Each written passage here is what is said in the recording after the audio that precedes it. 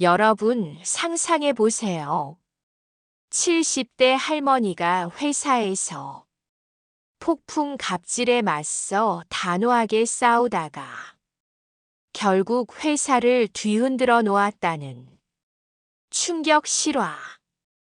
오늘 들려드릴 이야기는 평범한 70대 박은희 할머니가 회사라는 전쟁터에서 벌인 충격적인 반격 실화입니다.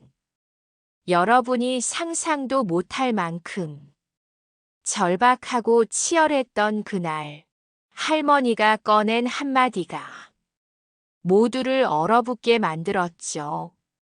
도대체 할머니에게 무슨 일이 있었길래 평생 쌓아온 인내심이 폭발한 걸까요? 어떤 말이었길래 평생 순종만 해온 할머니가 회사 전체를 발칵 뒤집을 수 있었을까요? 끝까지 보시면 절대 잊지 못할 전쟁 같은 이야기 지금 바로 시작합니다. 그 전에 구독과 좋아요 꼭 눌러주세요. 여러분의 클릭 하나가 큰 힘이 됩니다. 제 이름은 박은희입니다. 올해 76이 되었어요. 평생을 살아오면서 많은 사람을 보고 많은 이야기를 겪었습니다. 젊을 땐 교사로 살았고 지금은 은퇴해서 그저 조용히 손주들 얼굴 보며 하루하루를 지내는 평범한 할머니일 뿐이지요. 그런데 그날 저는 평생 잊을 수 없는 장면을 제 눈으로 직접 목격하게 됐습니다. 제 몸은 작고 늙었지만 제 심장은 그날 이후로 여전히 쿵쾅거리며 그 순간을 기억하고 있습니다. 그날은 초겨울의 차가운 바람이 매섭게 불던 아침이었어요. 관절이 쑤셔서 잠을 설쳤지만 꼭 챙겨야 할 사람이 있었기에 저는 무거운 다리를 이끌고 집을 나섰습니다. 손수 지은 밥, 김치, 그리고 따뜻한 국을 반찬통에 담아 2번이나 버스를 갈아타고 서울 시내 한성보험회사 건물로 갔습니다. 제 딸 같은 아이 미나에게 따뜻한 점심을 먹이고 싶었거든요. 사무실에서 바쁘게 일하느라 끼니를 허술하게 넘기는 모습을 볼 때마다 마음이 쓰였던 탓입니다. 유리문을 열고 들어선 사무실은 언제나처럼 북적였습니다. 키보드 소리, 전화벨, 커피 끓는 소리까지 늘 보던 평범한 일상이 흘러가고 있었지요. 그런데 바로 그 순간이었습니다. 쾅! 하고 회의실 문이 세차게 닫히며 유리판이 떨릴 정도로 흔들렸습니다. 그 소리에 모든 손이 멈췄고 사무실 공기는 단숨에 얼어붙었어요. 마치 숨조차 크게 쉬면 안 될 것 같은 숨막히는 정적이 내려앉았습니다. 문 앞에는 윤상호 과장이 서 있었습니다. 불빛을 등지고 선 그의 모습은 길게 그림자를 드리웠고 그 얼굴에는 분노가 가득 차 있었습니다. 관자놀이의 핏줄이 불끈거렸고 손에 쥔 서류 봉투는 구겨져 있었어요. 그 눈빛은 사냥감을 찾는 맹수 같았고 그 시선이 곧장 향한 곳은 다름 아닌 미나였습니다. 아직 35살. 젊지만 누구보다 성실한 직원이었습니다. 지각 한 번 하지 않았고 병가도 꼭 필요할 때만 냈던 아이였지요. 그날도 다려입은 감색 유니폼 차림으로 단정하게 서 있었어요. 하지만 윤 과장의 시선 앞에서 그녀의 숨은 점점 가빠졌고 눈동자는 두려움으로 흔들리고 있었습니다. 그 아이가 저지른 실수라야. 고작 숫자 하나 잘못 입력한 것뿐이었는데 그 작은 실수를 빌미로 그는 지금 공개적으로 그녀를 무너뜨리려 하고 있었던 겁니다. 사무실은 순식간에 공개 재판장이 되었습니다. 70명 넘는 직원들이 모니터를 향한 채 시선을 돌리려 애썼고 고객들까지 그 광경을 지켜보고 있었죠. 어떤 이는 아이의 눈을 가렸고 어떤 이는 괜히 손톱만 들여다봤습니다. 하지만 아무도 나서지 않았습니다. 대출, 학비, 생활비. 각자의 계산이 머릿속을 가득 채우고 있었으니까요. 윤 과장의 목소리가 울려 퍼졌습니다. 단호하고 냉혹한 목소리, 권력을 장악한 자만이 낼 수 있는 음성이었어요. 그는 한 단어 한 단어를 칼날처럼 뱉어냈습니다. 그리고 결국 무릎이라는 말을 내뱉었지요. 길게 느린 그 발음이 사무실 공기를 갈랐습니다. 미나의 어깨가 크게 흔들렸고 손은 떨려 깍지를 낄 수밖에 없었습니다. 그녀의 눈에는 금세 눈물이 차올랐습니다. 하지만 그럼에도 울지 않으려 이를 악물었지요. 어린 시절 교단에서 아이들을 지켜보며 키운 제 눈에도 그 순간의 미나는 아직 어린 학생처럼 작고 힘없어 보였습니다. 시간은 느리게 흘렀습니다. 미나의 무릎이 서서히 바닥으로 구부러지고 있었고 그 순간 방 안에 있는 모든 사람이 침묵했습니다. 그저 지켜보기만 했습니다.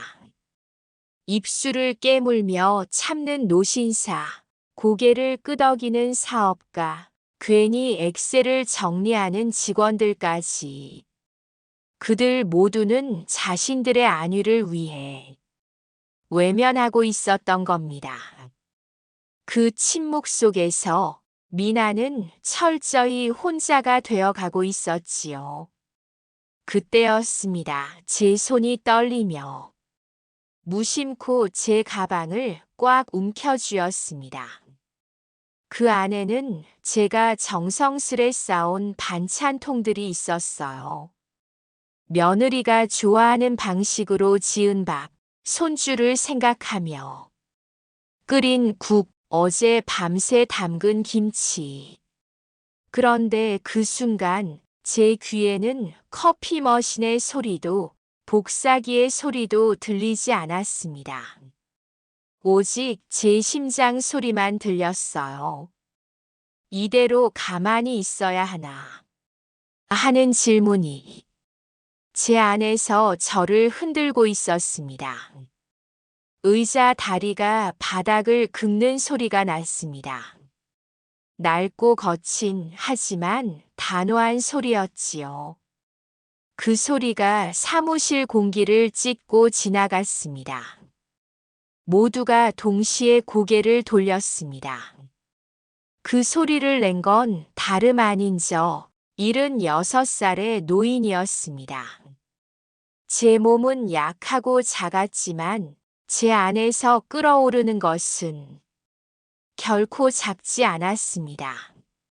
그 순간 저는 깨달았습니다. 이 침묵 속에서라도 누군가 움직여야 한다는 것을요.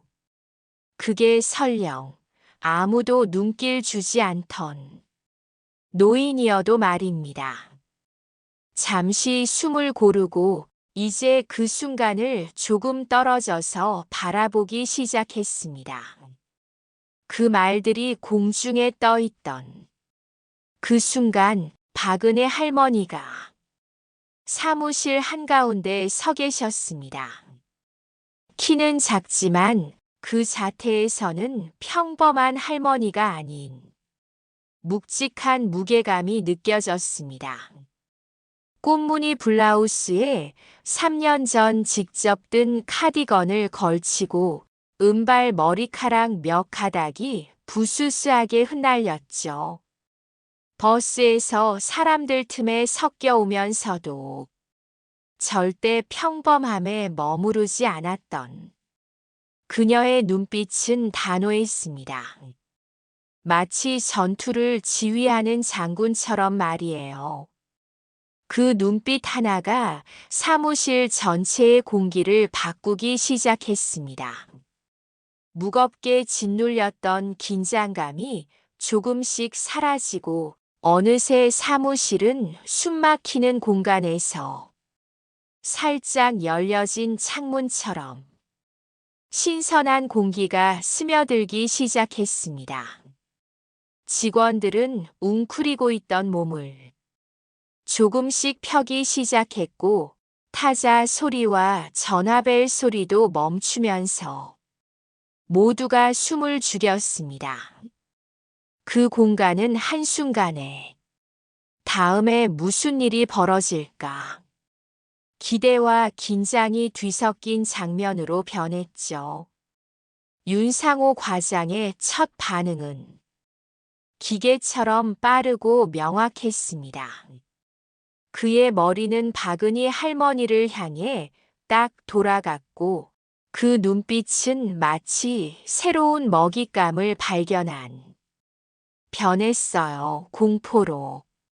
15년간 사람들을 지배해온 그에게 할머니의 등장은 처음 겪는 낯선 도전이었습니다.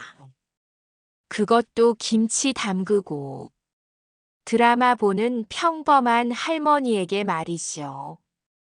입가에 살짝 떠오른 비웃음은 그의 방어 본능이었고 손은 긴장으로 넥타이를 만지작거렸습니다. 빛나는 구두가 살짝 움직이며 무게 중심을 바꾸는 모습에선 그가 얼마나 상황을 통제하려 애쓰는지 읽을 수 있었죠. 두 사람 사이의 거리는 불과 6미터였지만 그곳은 마치 전쟁터 같았습니다. 머리 위 형광등 불빛이 두 사람을 비추며 빛과 어둠의 경계선을 선명히 했고 에어컨 바람 소리는 천둥처럼 멀리서 울려 퍼졌습니다. 거대한 폭풍이 다가오고 있음을 알리는 듯 했습니다. 그녀가 이 순간까지 걸어온 길은 강북구의 작은 아파트에서 시작되었습니다. 새벽에 일어나 관절이 욱신거려도 정성스럽게 준비한 음식과 반찬들, 김치에 익은 정도를 확인하며 손주와 미나를 생각하는 마음이 가득 담긴 한 끼였죠. 버스는 언제나처럼 복잡하고 무거웠지만 그런 일상 속에서도 그녀의 마음은 단단했습니다. 평범한 노인이 아닌 누군가를 지키기 위해 불편을 감수하는 무언가 강한 의지가 담긴 발걸음이었어요. 이제 사무실에 선 박은희 할머니는 평범한 모습이 아니었습니다. 작년에 며느리가 사준 실용적인 가죽 구두, 수십 년간 노동의 흔적이 남은 거친 손으로 꼭 쥔 가방 안에는 반찬통과 남편의 사진이 있었습니다. 이 사진은 한평생 가족을 위해 헌신하다. 일찍 세상을 떠난 남편의 기억이자 지금 이 싸움의 근원이기도 했습니다. 낡은 통장에는 남편의 필체로 적힌 아껴 쓴 기록들이 가득했고, 그것은 단순한 금융 서류가 아닌 한 가족의 희생과 사랑이 담긴 증거였습니다. 책상 위에 통장을 내려놓는 소리는 작았지만 마치 우레처럼 울렸습니다. 사무실 가구도 그 무게를 느끼는 듯한 순간이었죠. 단순한 돈이 아니라 한 평생의 정직한 노동과 저축이었고, 지금은 폭정에 맞서는 무기가 된 셈입니다. 그 순간 직원들의 스마트폰이 일제히 움직이기 시작했습니다. 젊은 직원들은 본능적으로 이 순간을 기록하기 시작했고, 휴대폰 카메라의 부드러운 클릭 소리는 천천히 커져가는 박수 소리처럼 느껴졌습니다. 기록자가 된 이들은 역사의 작은 증인들이었죠. 그중 한 젊은 인턴 지영은 떨리는 손으로 녹화하며 희망을 느꼈습니다. 윤 과장의 공포 정치 아래서 무너져가는 좋은 사람들을 보아왔던 지영에게 이 작은 할머니의 저항은 새로운 빛이었습니다. 사무실 구석에 설치된 보안 카메라들도 평소와는 달리 생생하게 그 장면을 담아내고 있었고, 빨간 녹화 표시등은 마치 모든 사람의 심장 박동과 함께 깜빡이는 듯 했습니다. 은희 할머니의 용기 있는 폭로는 사무실 전체에 퍼져 윤 과장의 자신만만한 가면을 하나씩 벗겨내고 있었습니다. 붉은 기운이 분노에서 당황함으로 바뀌며 그의 손가락이 허벅지를 두드리는 긴장 신호를 보였습니다. 보통 이런 행동은 곧 폭발하기 직전의 신호지만 이번에는 달랐습니다. 그가 맞닥뜨린 현실은 냉엄했습니다. 35년 동안 투자한 고객이 얼마나 소중한지, 그리고 지금 상황이 얼마나 회사의 이익에 위협인지 순간적으로 계산하기 시작한 것이죠. 은희 할머니의 말은 단순한 철학이 아니라 부인할 수 없는 기록이 되었고, 그 방에 있는 모두가 임금님이 벌거벗었다는 진실을 목격하고 있었습니다. 겉모습에 가려진 권위가 금세 무너지고 있었던 거죠. 이 변화는 사무실 내부에도 큰 변화를 가져왔습니다. 침묵과 공포로 묶여있던 직원들의 마음이 하나씩 깨어나고 있었고, 굽었던 어깨가 펴지기 시작했습니다. 이 할머니가 과장에게 맞서는데 우리는 도대체 어떤 이유로 침묵하고 있었던가 하는 집단적인 깨달음이 다가오고 있었어요. 조용했던 사무실 구석구석에서 눈빛들이 살아나고 마음이 움직이고 있었습니다. 그날 사무실의 공기는 확실히 바뀌어 있었습니다. 평범한 아침, 늘 그렇듯 어딘가 무겁고 답답하던 그 일상은 어느새 누군가의 외침 하나로 다른 세계처럼 느껴지고 있었죠. 누가 상상했겠습니까? 한 평생을 가르치는 일에 몸담았고, 요즘은 손주 밥 챙기며 조용히 살던 박은희 할머니가 일으킨 조용한 폭풍이 그렇게 사무실을 뒤흔들 줄은 말입니다. 윤 과장은 여전히 자신의 권위를 되찾아보려 안간힘을 쓰고 있었지만 이제는 그의 목소리에도 손짓에도 말끝에도 힘이 빠져 있었습니다. 업무에 복귀하라는 그의 말은 공허했고 뭔가 흔들리는 듯 갈라진 음색은 더 이상 누구에게도 위협이 되지 않았죠. 머리카락 한 가닥이 이마 앞으로 떨어져 있었는데 그것마저도 어색하게 느껴졌습니다. 몇 분 전까지만 해도 깔끔하고 완벽했던 그가 이제는 낯선 사람처럼 보였어요. 그가 내뱉은 마지막 무기는 고객을 잃었다는 말이었습니다. 자신은 고객을 보호하기 위해서였다는 다분히 방어적인 말이었죠. 하지만 방에 있는 누구도 그 말을 믿지 않았습니다. 그는 더 이상 보호자도 관리자도 심지어 권위 있는 인물조차 아니었어요. 그가 차고 있던 반짝이는 금시계도 이제는 오히려 누군가의 희생 위에 세워진 허세의 상징처럼 보였습니다. 그 순간 박은희 할머니가 다시 입을 열었습니다. 그녀의 말에는 세월이 있었고 삶의 경험이 녹아 있었습니다.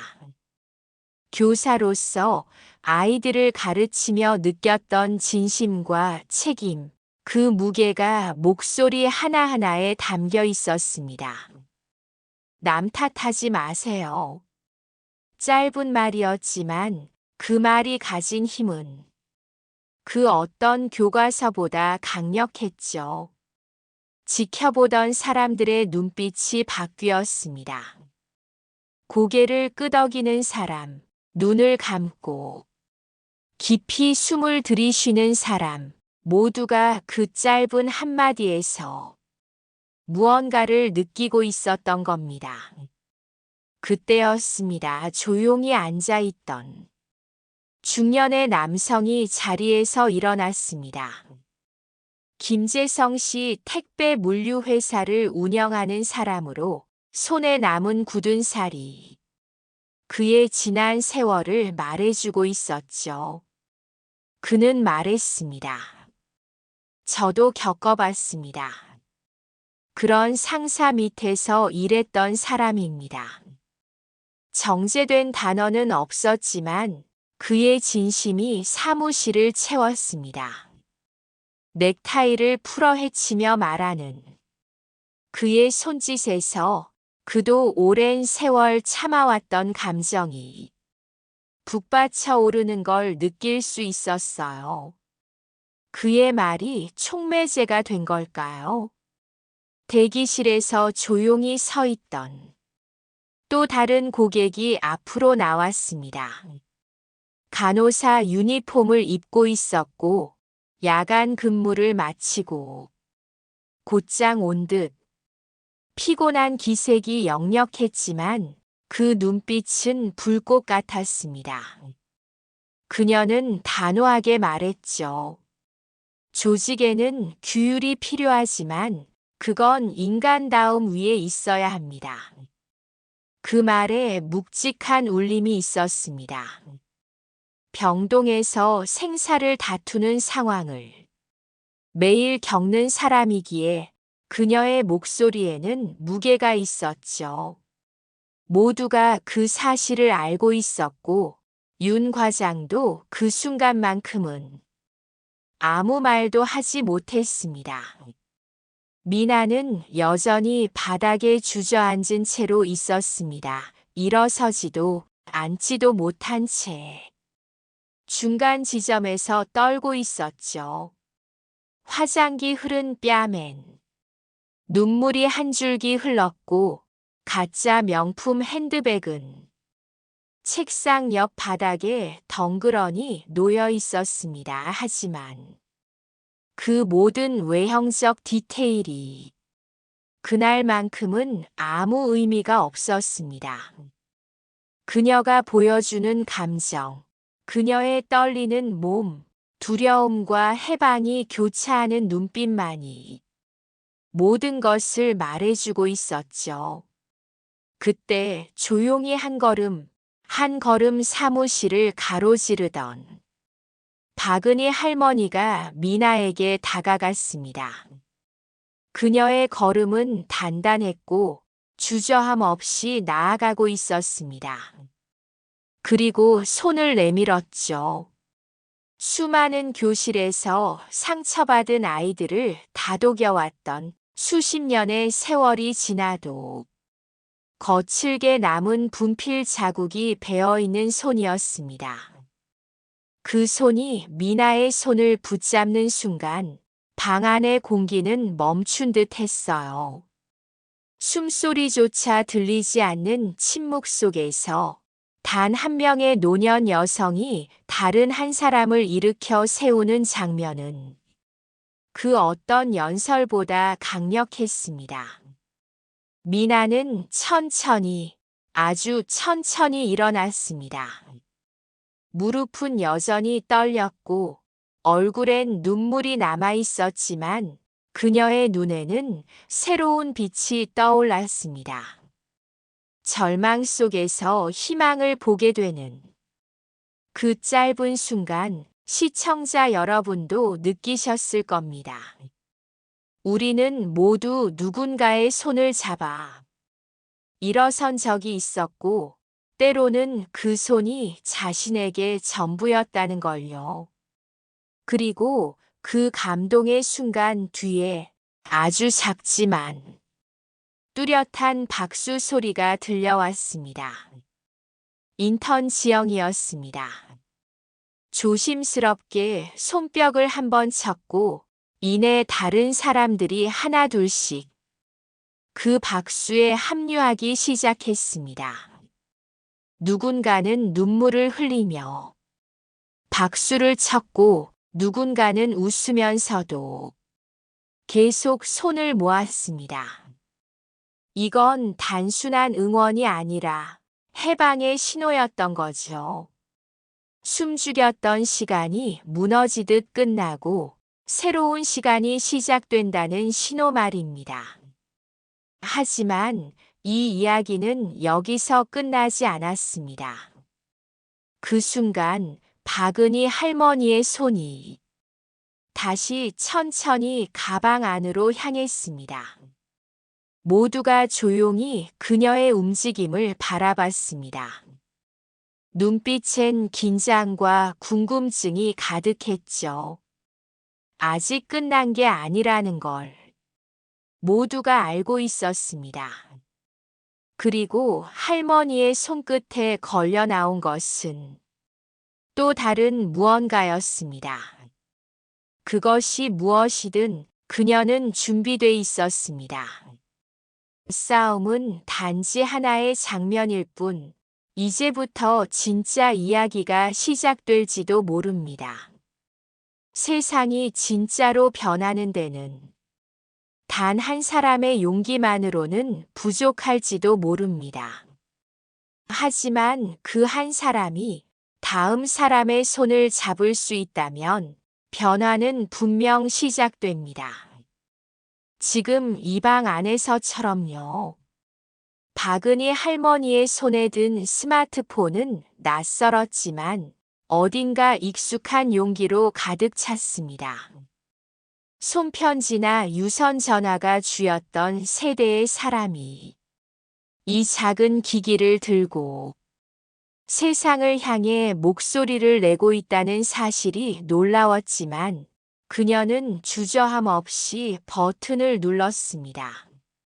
평소 손주들과 종종 연습했던 카카오톡 보내기, 영상 공유하기, 사진 찍기 같은 것들이 이제는 이 순간을 위해 쌓아온 준비였다는 걸 할머니 자신도 알았겠죠.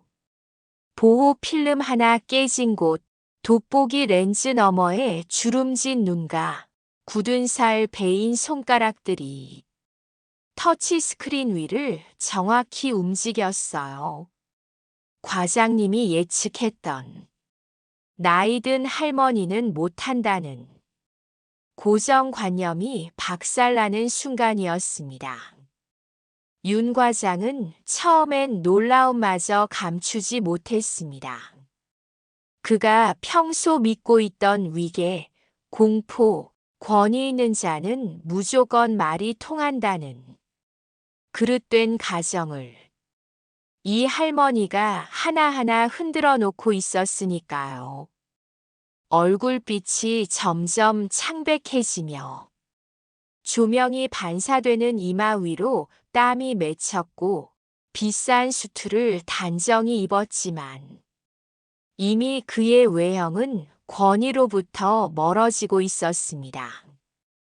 명예훼손이라는 말이 그의 입에서 튀어나왔을 때 그건 절박함의 표현이었어요. 보호할 게 없다는 사람이 마지막으로 움켜쥐는 허공 같은 단어였죠. 법률과 책임을 들먹이며 상황을 돌리려 애썼지만 이미 방 안엔 다른 힘이 작용하고 있었어요.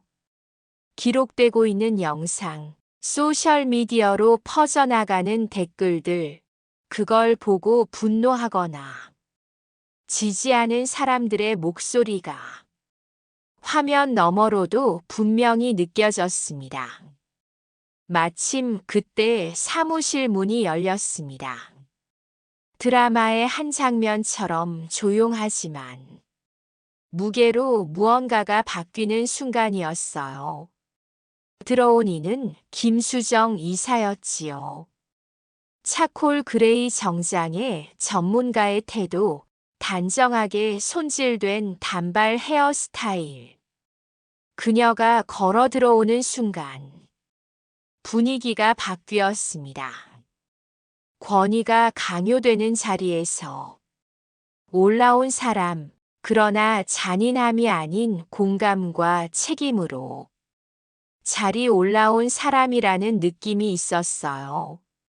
그 손에 든 태블릿 화면엔 실시간 소셜미디어 반응이 보이고 있었고 시청자 수와 댓글, 공유 숫자가 계속 올라가고 있었죠.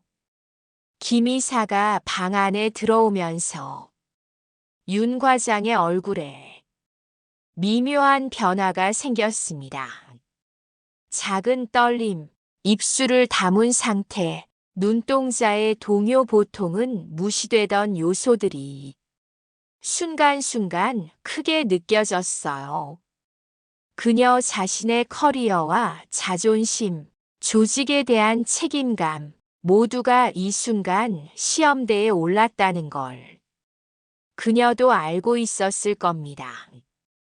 윤 과장은 말하려 했지만 움직임은 어색했고 구두가 바닥을 긁는 소리, 손이 떨리는 것이 모두 눈에 띄었어요.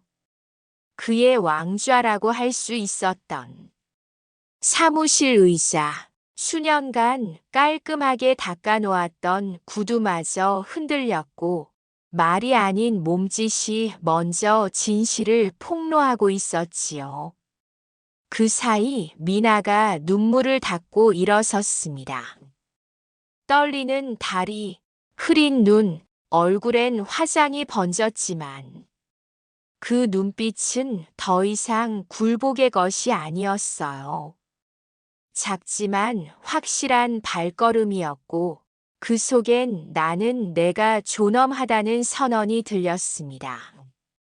그 말이 소리 없이 울려 퍼졌고 지켜보던 직원들과 고객들이 숨죽이며 지켜본 그 장면이 기억될 것입니다. 불현듯 일어난 박수 하나가 시작이었습니다. 인턴 지영의 조용한 박수가 방 안에 울리고 이어서 다른 사람들이 맞다. 이건 옳다고 고개를 끄덕이며 박수에 동참했어요. 눈물, 분노, 해방감이 뒤섞인 공감의 순간이었습니다. 사무실이 다시 조용해졌어요. 전화벨 소리가, 타자 소리가, 에어컨의 윙윙 소리가 돌아왔지만 이젠 절대 이전과 같지 않았습니다. 모든 것이 바뀌고 있었고 사람들의 마음속엔 다시는 이런 일이 반복되지 않기를 바라는 소망이 싹트기 시작했어요. 윤 과장이 서류를 주워들고 말을 더듬으며 입을 열었지만 그 말들은 설득력이 없었고 이미 그의 권위는 사라진 후였어요. 직원들이 그의 말에 귀를 기울이지 않았죠. 그는 결국 문을 나가야 했고 그의 발걸음은 무겁고 미끄러졌습니다. 유리문이 닫히는 소리가 방 안의 긴장된 침묵을 끊고 밖으로 그가 사라지는 순간 사람들이 서로를 바라봤습니다. 김 이사는 태블릿을 단단히 손에 쥐고 있었습니다. 실시간 화면은 1만 5천 명이 넘는 시청자 수를 보여주고 있었고 댓글들엔 지지의 메시지, 공감의 이야기, 그리고 변화에 대한 기대들로 가득했어요. 그녀는 잠시 방 안을 둘러보았고 직원들과 고객들을 그대로 마주 보았습니다. 아마도 그 순간 회사가 일하는 집단이 아니라 사람들이 서로의 존엄을 지키는 공동체가 될 수도 있겠다는 가능성을 본 것이겠지요. 미나는 은희 할머니 옆에 섰고 두 세대가 손을 맞잡았습니다. 젊은 여자의 떨리는 어깨, 노년의 여자의 든든한 손. 그 제스처 하나가 말보다 더 큰 연대의 증명이었어요. 서로의 이야기를 듣고 서로의 상처를 알아주는 순간이었죠. 사무실의 책상과 컴퓨터, 의자들과 칸막이들은 여전히 그 자리에 있었지만 그 공간의 의미는 바뀌었어요. 오랫동안 굳건하던 위계와 공포가 균열을 맞이하자 그 균열로 빛이 들어왔습니다. 하지만 이 변화가 곧 완전한 승리를 의미하지는 않아요. 정권이 바뀐다고 나라가 바로 정의로워지는 게 아니듯 폭군이 자리에서 물러난다고 그 문화가 하루아침에 사라지는 것은 아니죠.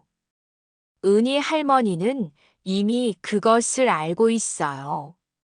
그녀의 손이 다시 한번 가방 쪽으로 향했고 지켜보는 사람들이 조용히 숨을 돌렸습니다. 거기에는 낡은 통장과 함께 어제 준비해둔 또 다른 무언가가 들어있었을지도 모릅니다. 내일, 그 다음 날, 그리고 앞으로 이어질 싸움과 책임이 아직 시작된 것이니까요. 은희 할머니와 기자 사이에 흐르던 정적은 묘하게도 위로가 됐습니다. 말이 오가지 않아도 고요한 그 차 한 잔에 담긴 의미는 컸어요. 평생 사람들을 위해 물을 데우고 차를 끓이고 손수건을 챙겨주며 살아온 은희 할머니는 지금도 다르지 않았습니다.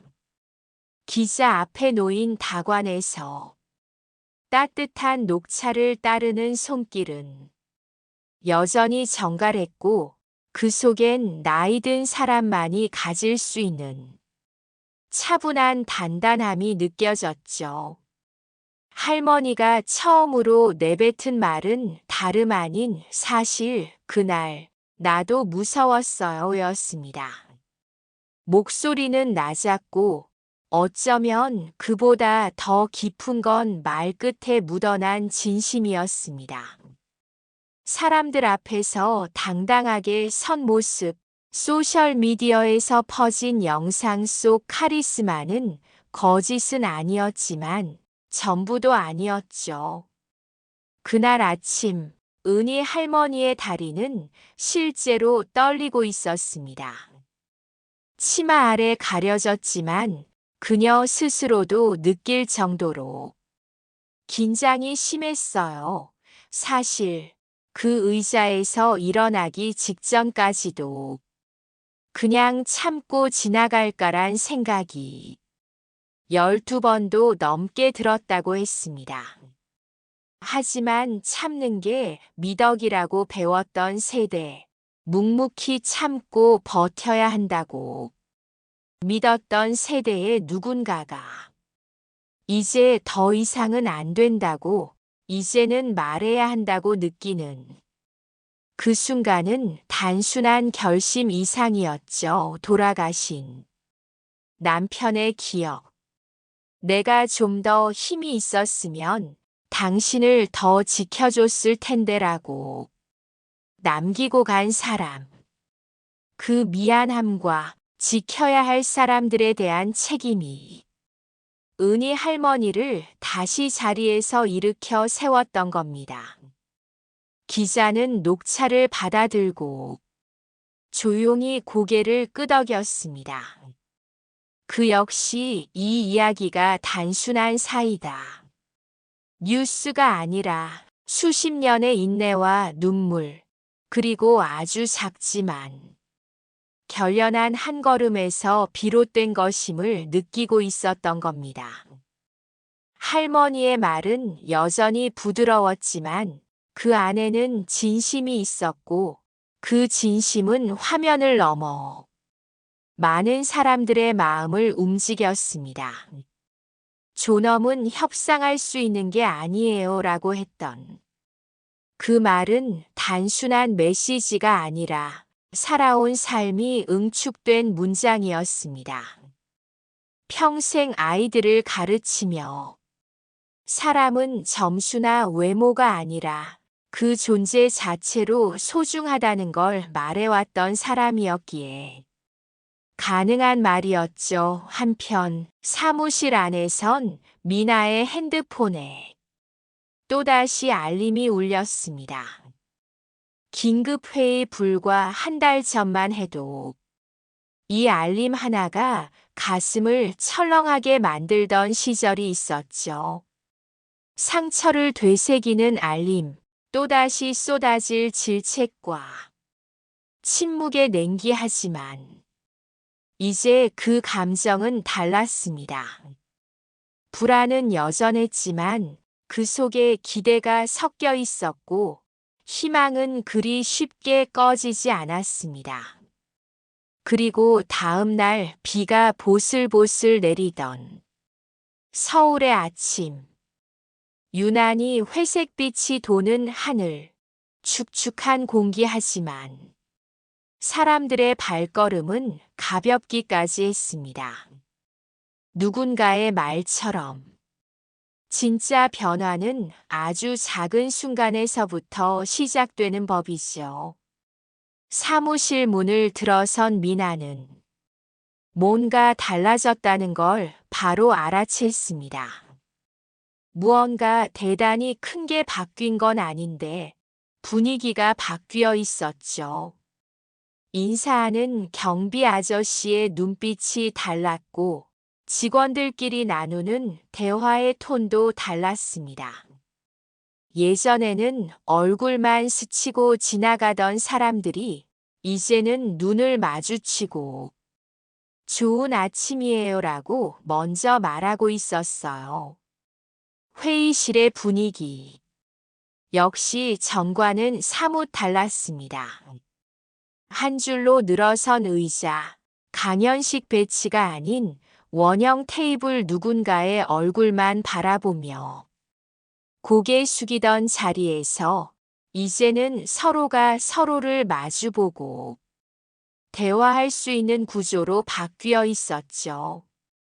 벽면에 붙어 있던 성과가 곧 인간의 가치 같은 문구 대신 우리는 서로의 산이 되어준다는 작은 문장이 걸려 있었어요. 그리고 김이사가 자리에서 일어났습니다. 눈가에 살짝 번진 화장이 긴장감을 말해주고 있었지만 그녀의 말은 단호했고 진심이 담겨 있었죠. 은혜 재단을 설립합니다.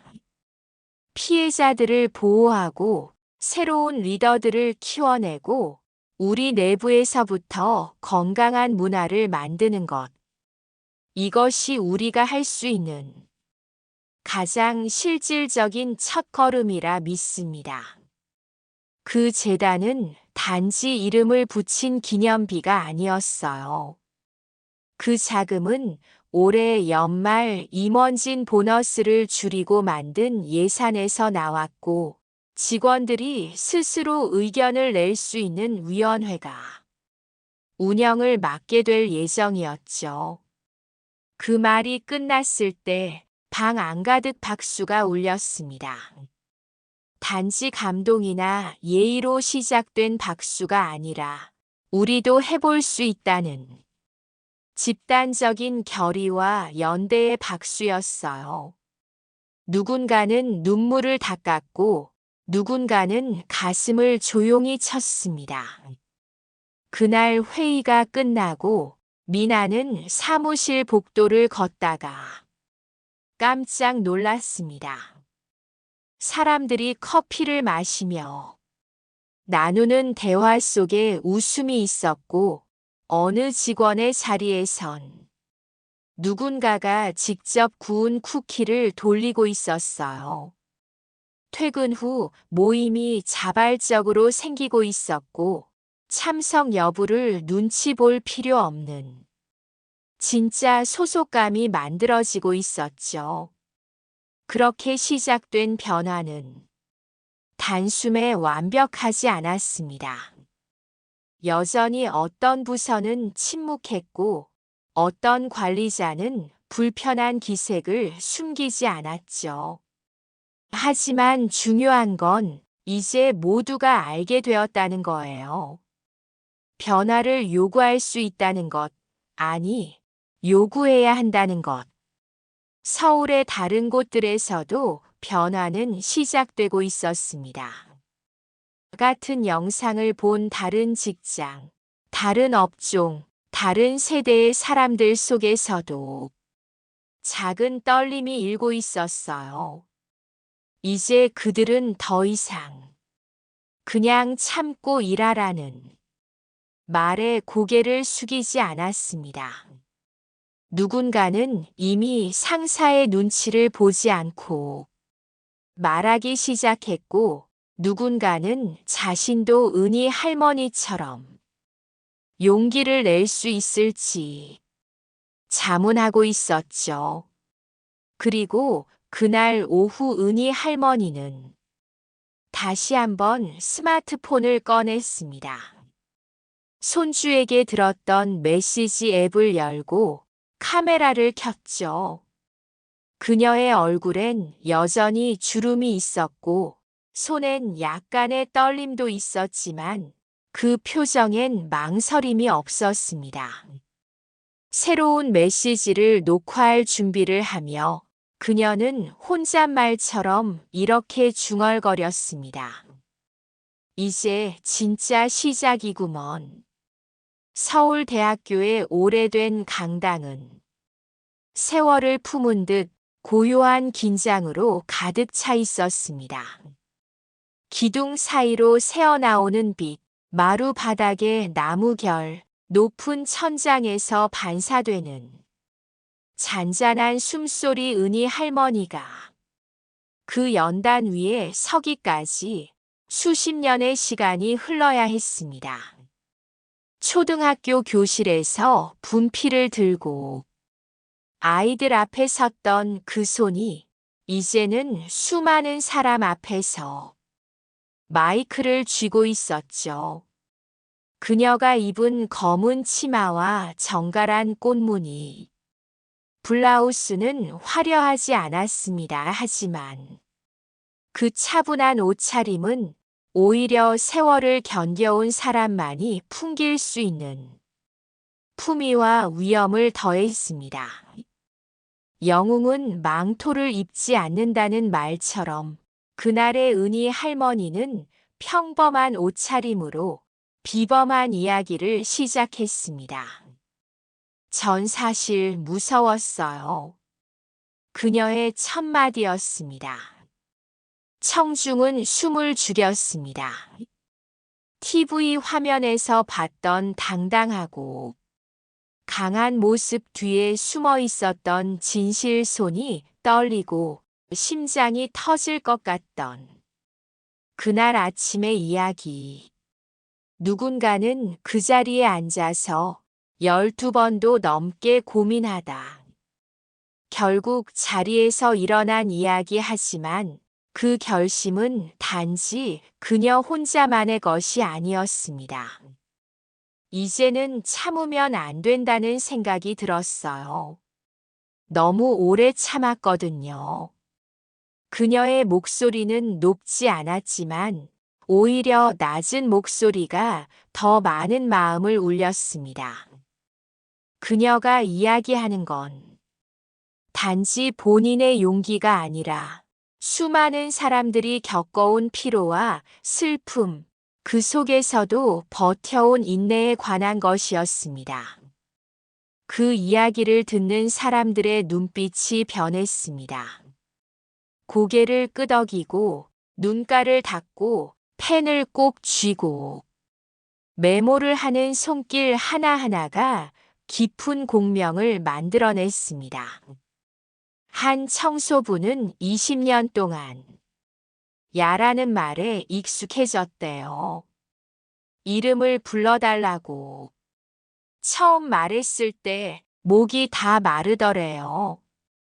어떤 고등학생은 괴롭히던 선생님한테 더 이상은 안 돼요 라고 말하면서 제 이름을 떠올렸다더군요. 그리고 어떤 임원은 자신이 조용한 괴롭힘을 만들고 있었다는 걸 뒤늦게 알게 됐다고 했어요. 강당은 그 순간 단지 강연장이 아니었습니다. 치유의 공간이자 고백의 자리, 그리고 새로운 미래를 상상해보는 실험실이 되어 있었죠. 그날 가장 극적인 순간은 강연이 끝난 직후 찾아왔습니다. 윤상호 한때 미나를 괴롭혔던 권력의 중심에 서 있던 인물. 그는 더 이상 비싼 정장을 입지 않았고 힘 있는 사람의 여유도 없었습니다.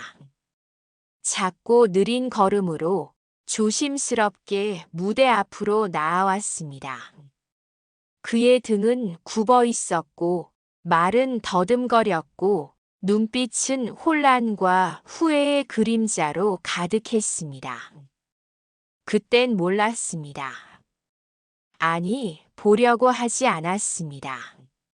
저를 봐주시지 않겠습니까?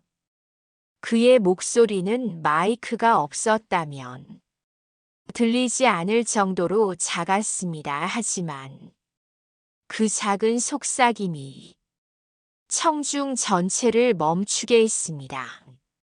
과연 용서란 무엇인가? 변화는 정말 가능한가? 그리고 진정한 반성은 어떻게 들리는가? 사람들은 저마다의 감정으로 반응했습니다. 팔짱을 낀 채 박수를 거부한 이들도 있었고 눈물 흘리며 용서를 지켜본 이들도 있었죠. 그리고 은희 할머니가 그를 바라봤습니다. 마치 오랜 세월 제자들을 바라보던 그 눈빛으로 그의 어깨에 얹힌 무게를 읽어내고 떨리는 손의 움직임을 헤아리며 결국 그녀는 손을 내밀었습니다.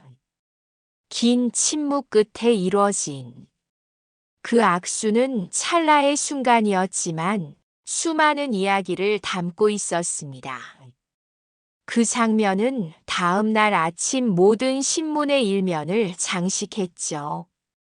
과거와 미래가 만나다. 변화는 가능하다. 용기와 용서의 악수라는 제목이 붙었습니다. 그날 이후로도 삶은 계속되었습니다.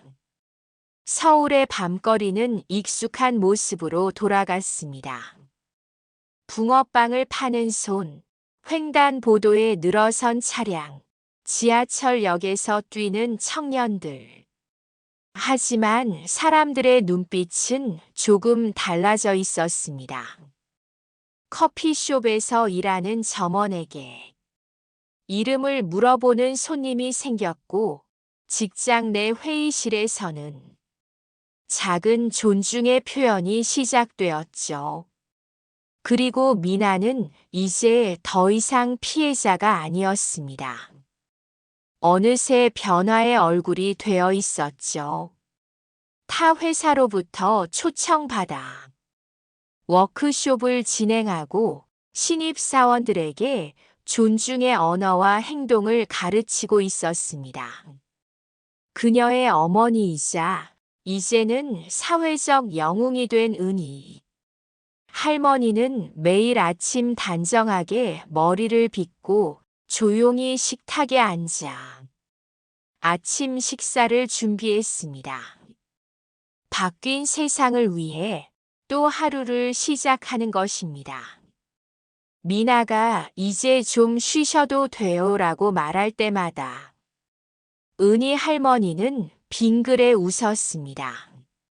쉬는 건 좋은데 목소리는 계속 내야지. 아직 들리지 않는 사람들이 많거든. 그 말은 단순한 책임감이 아니라 여전히 세상을 믿고 있다는 증거였습니다. 카메라는 마지막 장면에서 두 여성이 나란히 걷는 뒷모습을 비춥니다.